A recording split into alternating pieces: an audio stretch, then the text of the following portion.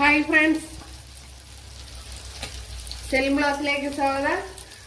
ഇന്ന് പൈനാപ്പിൾ വെച്ചൊരു റെസിപ്പി നോക്കാം. നമ്മൾ സദ്യക്കൊക്കെ ഉപയോഗിക്കുന്ന ഒരു മധുര പച്ചടി. മധുര പച്ചടി എന്ന് പറഞ്ഞാൽ കുറച്ച് വെറൈറ്റിയാണ്. അപ്പോഴിതിനെ ഒന്ന് വൃത്തിയാക്കി എടുക്കാം. അപ്പം ഇതിപ്പോൾ ഞാൻ എല്ലാം എടുക്കുന്നില്ല, ഞാനിപ്പോൾ ഇത്രയുമാണ് എടുക്കുന്നത്. ഇനി ഇതിന്റെ തോടൊക്കെ വൃത്തിയാക്കി എടുക്കാം. ആദ്യം ഇതിന്റെ ഇതൊക്കെ ഒന്ന് അരിഞ്ഞു കളയാം.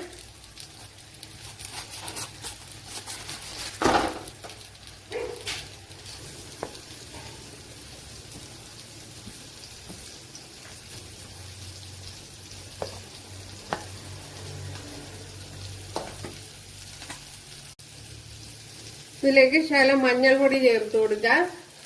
ആവശ്യത്തിനുള്ള ഉപ്പുകൂടി ചേർത്ത് കൊടുക്കുക. ഒരു പച്ചമുളക് കൂടി ചേർത്ത് കൊടുക്കുക.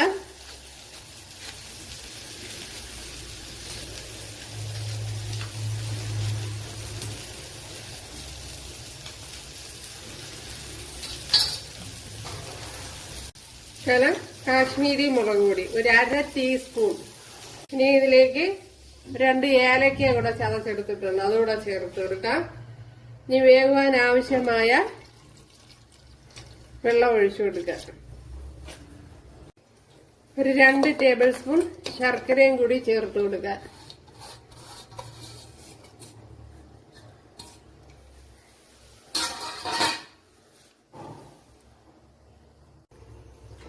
ഇവിടെ ഇത്രയും തേങ്ങ എടുത്തിട്ടുണ്ട്. ഇതിനെ ഒന്ന് ചെറിയ രീതിയിലൊന്ന് പച്ചയായിട്ടുള്ള ഒന്ന് മാറ്റിയെടുത്താൽ മാത്രം മതി. അപ്പോഴ് ഡെസിക്കേറ്റ് കോക്കനട്ടാണ് നല്ലത്. എന്റെ കയ്യിലില്ല ഇപ്പൊ.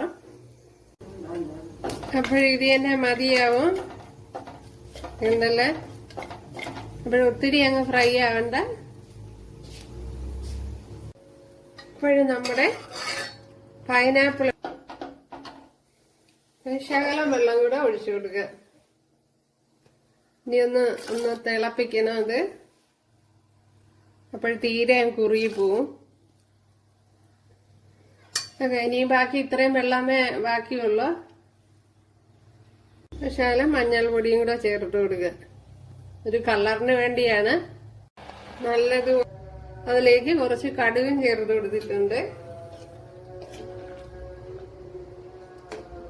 നിങ്ങൾക്ക് താല്പര്യമാണെങ്കിൽ ചെയ്താൽ മതി.